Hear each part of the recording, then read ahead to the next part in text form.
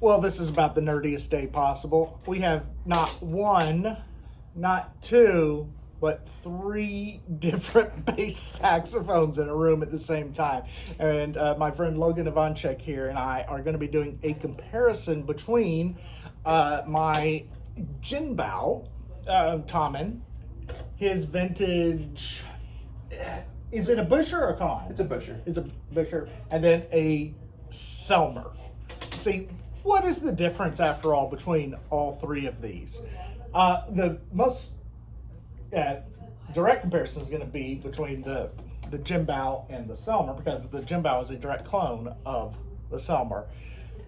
This beast right here costs 10 times as much as this one here. How do they play? Do they play different? So we're going to figure that out. They're a little hard. Yeah, we're using different mouthpieces, obviously. You've got on there the actual Selmer bass sax mouthpiece. I have a Jared De Leon mouthpiece. Yeah, I figured for the comparison it makes sense to use a mouthpiece in the box, but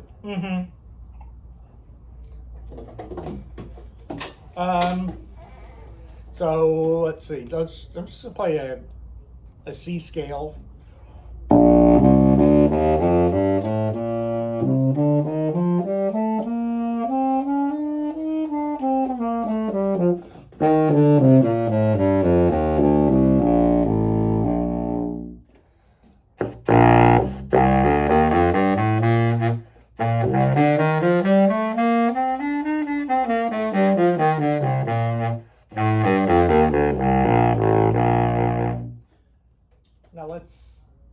You want to switch? Yeah, let's switch orange mouthpieces. Or yeah, you try this on your mouthpiece now. Because our setups are very different. Yeah, I'll have to put a softer reed on mine. Yeah, I'm playing on a 2.5, and what's yours, a 3? That one was a 3, but that one is a harder 3. Oh, you got it. Yeah.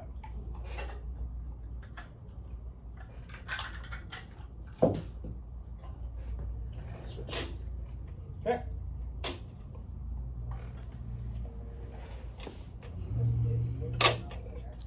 Immediately, I can tell that the peg on the Selmer is nowhere near as sturdy as the peg on the Jinbao. Yeah, they do this. The difference is that the peg holders on the Selmers are removable. So they had this kind of wiggle to them. Yeah, we were talking as about that opposed before we started, but yeah, there is a wiggle here that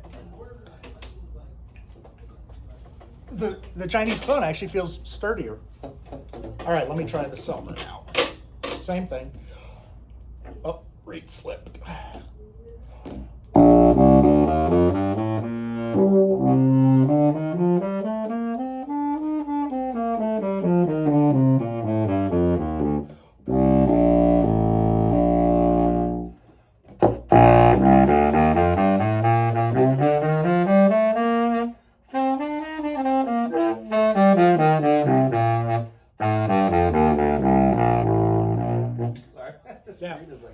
Yeah. What I found here is the D on this one barks more than it does on mine. So when I did the scale on mine, I didn't use the palm D, but you almost have to on this one.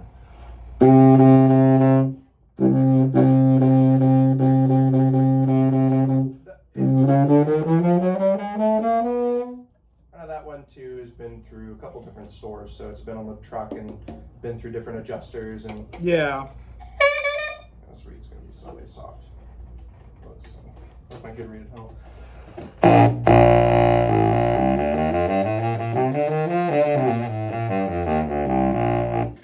Okay. Logan is actually a bass sax player. That's one of your primary instruments. Yeah, and then with this one being mine, this Buescher, I end up doing a lot of more like old school traditional jazz gigs on it, where I'm using it as a tuba instead of. Shall we do the comparison with the sound of the traditional? Yeah, you should try it on your mouth. Okay. Yes. and I will set the Selmer down. Switch up. Yeah. Okay, you got that, and I'll put mine over on the case.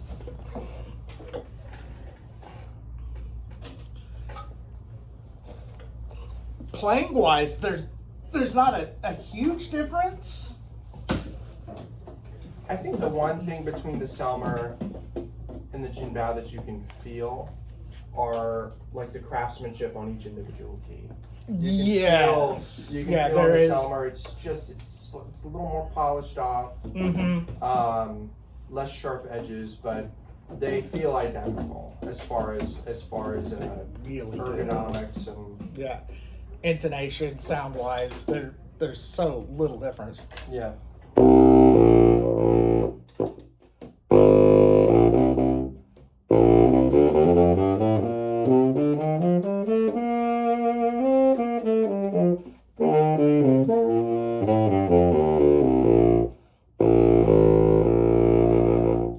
There's definitely a sound difference on this one. Oh yeah. Yeah, this is like picking up a wild beast compared to those two. My family was kind of describing it to me as I was playing through these yesterday.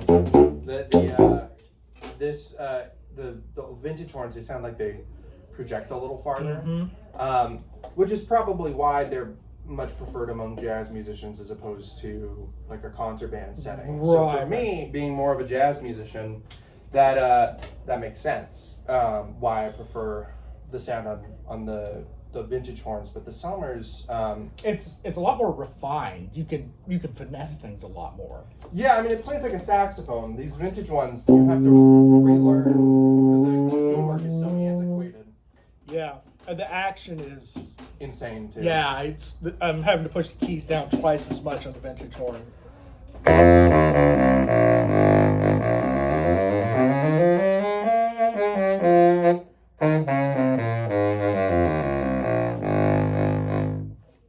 Your B flat. Ah.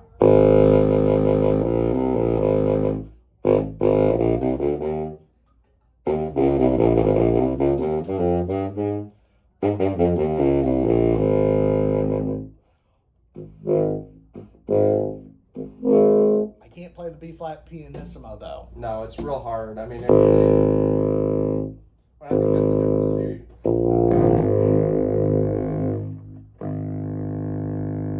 You can really squeak that out. Yeah. Just tiny.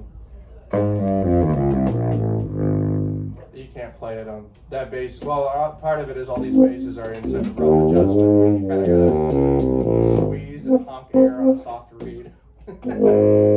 Yeah. It's my pinky is pressing down as hard as it can, and it's like if I go any harder, my pinky's gonna break. When I first got it, I spent a few hours with it, and I had to give myself a rest because my hand was hurting. From playing the low B flat. I can imagine. Yeah. The one thing I'm surprised about is how how much smaller even though the vintage basses are big, they feel smaller under the fingers, at least to me. I felt like the Selmers, they line up really easily, but I feel like I'm a little more spread across both of my hands. On the Selmer? Yeah, reaching for like the low B flat is going to be hard on both ones, but just the hand grip over it. And it might be because I'm just used to it, but especially with the palm keys, because there's only two on there and they're so flush with the body that it just doesn't. I felt a lot of cramping playing the Selmer in my left hand. Yeah. And that's one reason I play exclusively on peg on there when I'm seated. Oh yeah, I can't. I'm so uncomfortable with the peg, but it's because you're a bassoon player used to holding up an instrument. Yeah.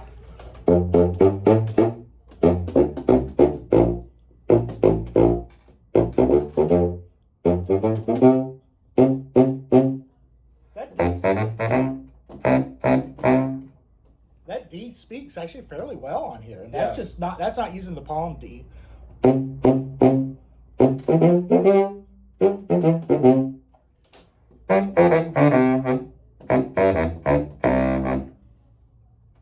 Let me go back to the Jinbao.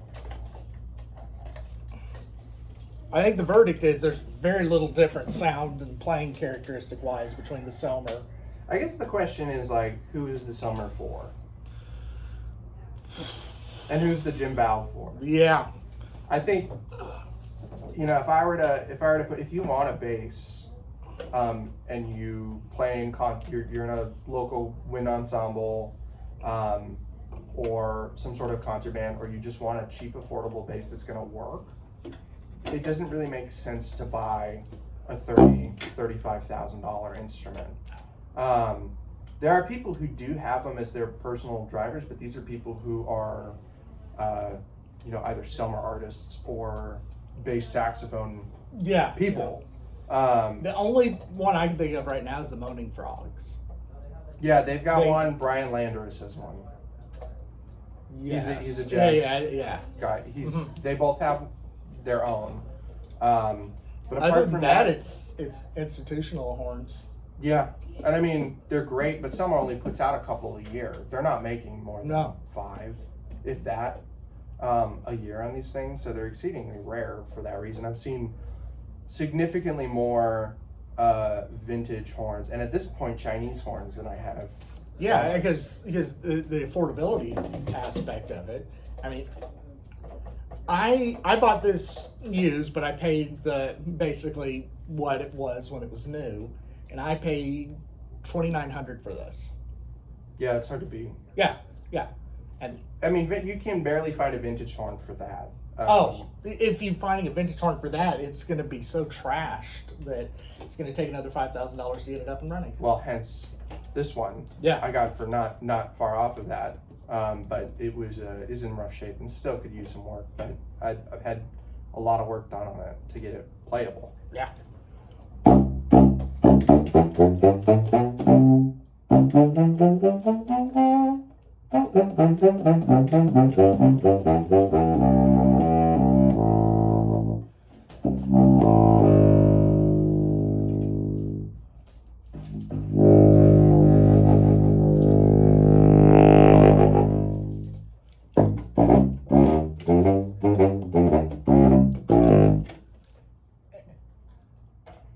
For me, this is such an easier playing experience than the vintage. Oh, I mean, they are easier. Yeah. If I were to hand this to someone who's never played bass sax before and said pick one or the other, I think 100% of them are going to pick this instrument over that one. Well, and hence, like, it makes more sense in that regard because bass saxophone truly is an instrument people don't typically specialize on. The people who do that, they've got the vintage horns. mostly.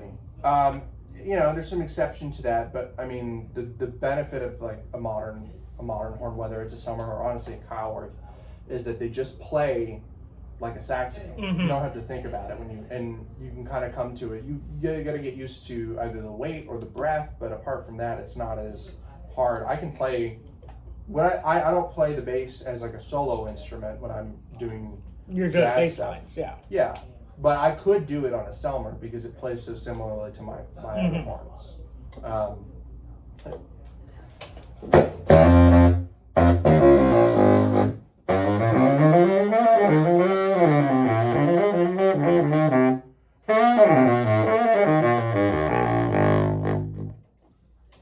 And I mean, they boot up. They like it.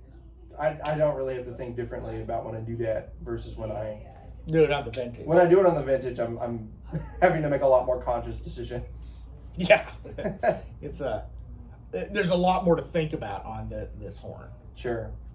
I'm gonna swap one more time. I'm try your one. Try it with the metal mouthpiece. Yeah. Yeah, go for it.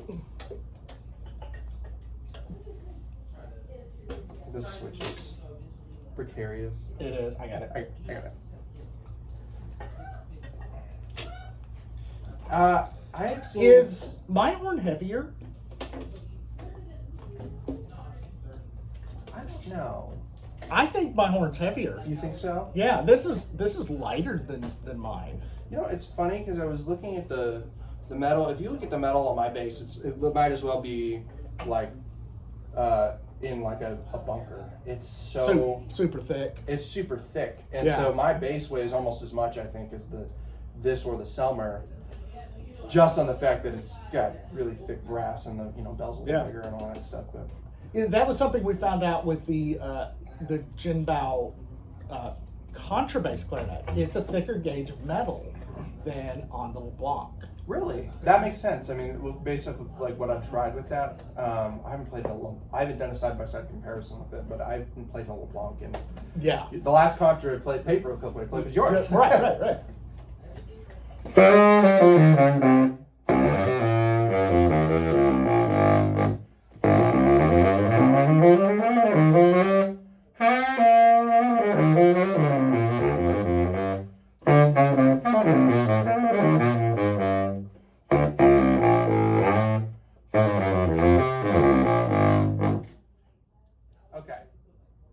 And I think this is kind of what I've been saying to people, and what I think the my take has been on it. I think the Jinbao for me is like 85 to 90% of this horn that the Selmer is. The Selmer has like this extra 10% of a little shimmer that I like, but now you're talking about the difference between $3,000 and $35,000. Right. It's literally 10 right. times. So do you give up that 10-15% and pay 10 times more? Right. And I think for most players, it's not worth it. For as little as the horn gets. Yeah, it doesn't make sense unless you have the No, money and are obsessive. And I think with it getting one of these properly set up. Yeah, and I think that's the thing. I tweaked this a little bit. It's been to a couple trade shows at this point, and now it's just looking for the right home, which will frankly likely go to an institution out here in Texas. It's not uncommon for a high school to have a Selmer bass they share among the district. Yeah. Frisco's got one. Do they? They do. Yeah, that doesn't shock me. How many high schools do they have? Too many. Too many, yeah. But Man, we've been using mine in the Metropolitan Winds on this concert. Not playing one of my pieces, but we're just playing standard old literature. So Chester and some Russell Bennett arrangements, and man, it's like those composers knew what they were doing when they were adding a bass sax to the bottom of the sax section. It's like, oh, this should have been here all along. Why have we been leaving this out? Oh, because nobody wants to play it. It's too big of an instrument to haul out, blah, blah, blah. Well, I mean, everybody thinks of the bass section of each part of the wind ensemble, and they go, oh, well, the tuba's in the bass section, but the tuba's not really in the bass section. It's a contrabass instrument. Yeah. And so when you have contrabasses, and the woodwinds don't have any, and the bass's sax is still not even a contrabass instrument. No. Once you start adding more of that stuff, all of a sudden, this is what I experienced when we played wailing songs. Yeah. Was that the woodwind section all of a sudden sounded as big as the brass section. Exactly. Yeah. And for old vintage American compositions, not just instruments, but the stuff from the 20s, 30s, 40s, 50s into the 60s, they all had bass sax in it, and they were balancing the woodwind section down to the bass sax most of the time. And we've left that out so many times that it's like you've left out the fundamental of the woodwind section. And having it back in, it's like, oh man, these pieces just changed their character completely. It's fascinating. But yeah. This is a lot of horns. There's a lot of horns. This is a lot of horns. And I was thinking to myself the other day as I was coming up here, I have a suspicion that the bass saxophone is how I got into orchestration. Back in the 90s, we didn't have the internet. We had books and libraries. So I had heard tale that there was such an instrument as a bass sax, but I couldn't find pictures of it, let alone recordings. I couldn't find pictures. So I scoured the library, every book I could find. I finally found the first picture of a bass sax in Cecil Forsyth's orchestration textbook. And when I was able to get up enough money to buy that book at Barnes & Noble, I got it.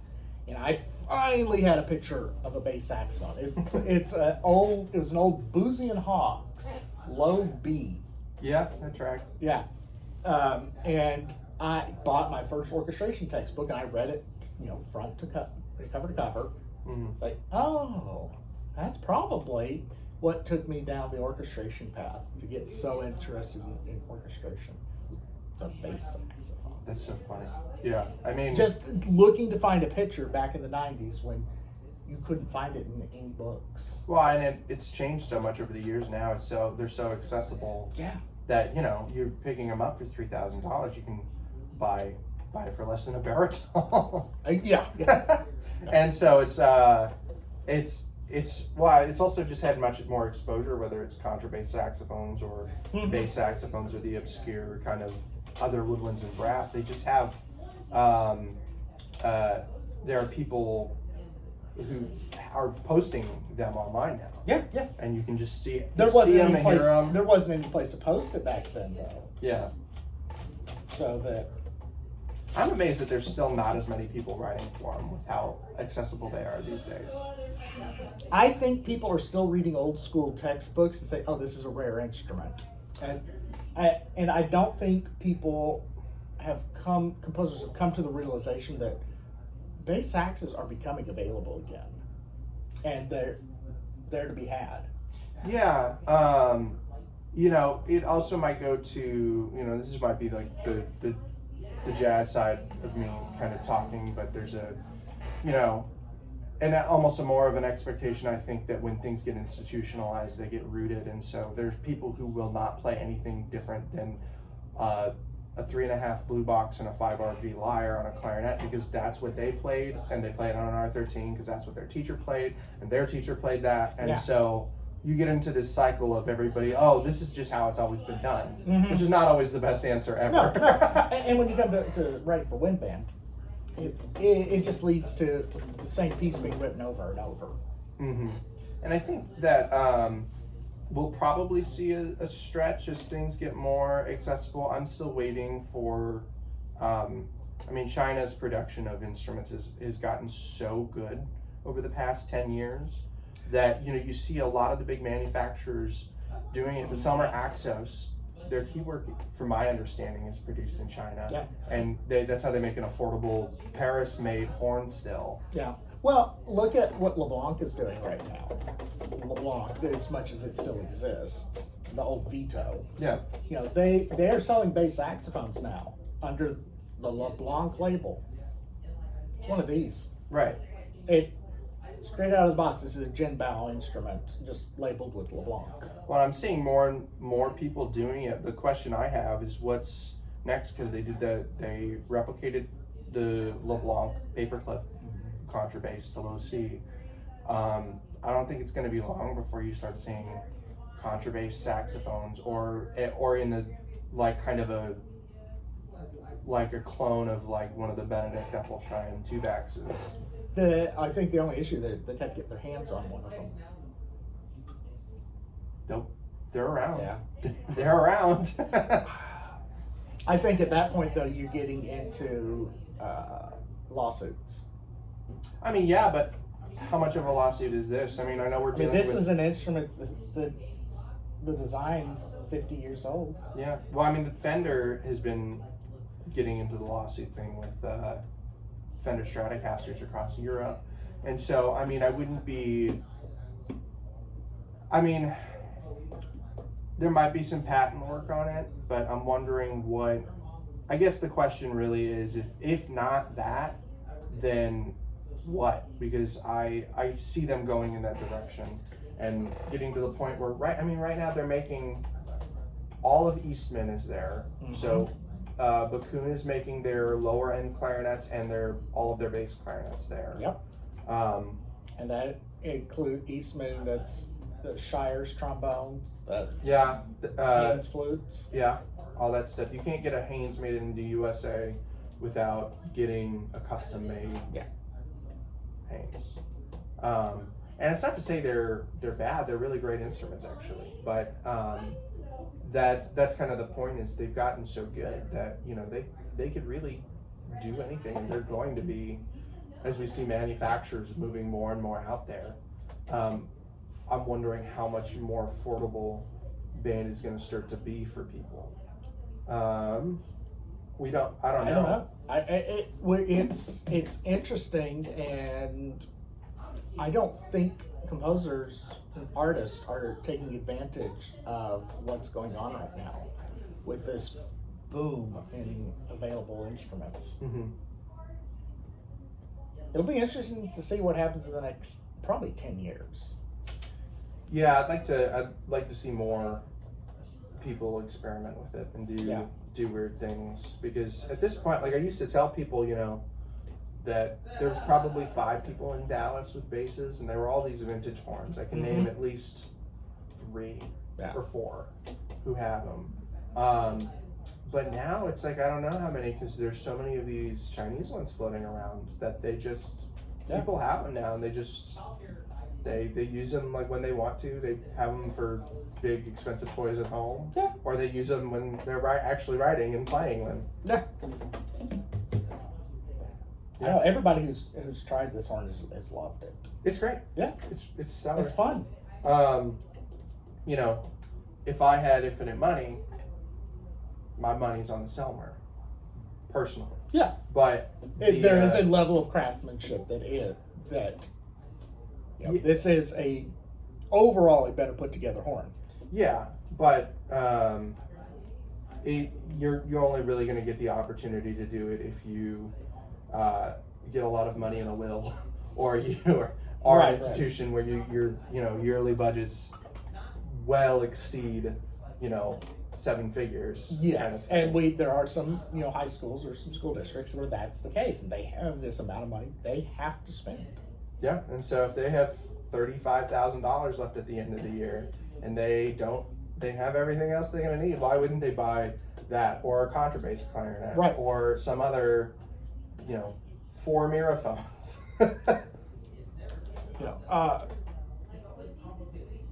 I'm surprised at the number of school districts around here that have buffet contralto clarinets. There's at least 3 or 4 of them, and considering in the span of the 100 years they've been making that horn, they've made 200. That's it. Yeah, I know that's how Matthew Banks had his for a while, the one he was playing on. And I know McKinney has one. Oh, I didn't even know that. Yeah. Had a kid play with us at Metropolitan Winds who brought it. Oh, okay. And then there's a couple more. Matt's found some others. TCU has one. Yeah. The buffets are cool. I prefer the Selmers personally, but they, I don't know the price difference on them. That might be a big factor. Yeah. But yeah,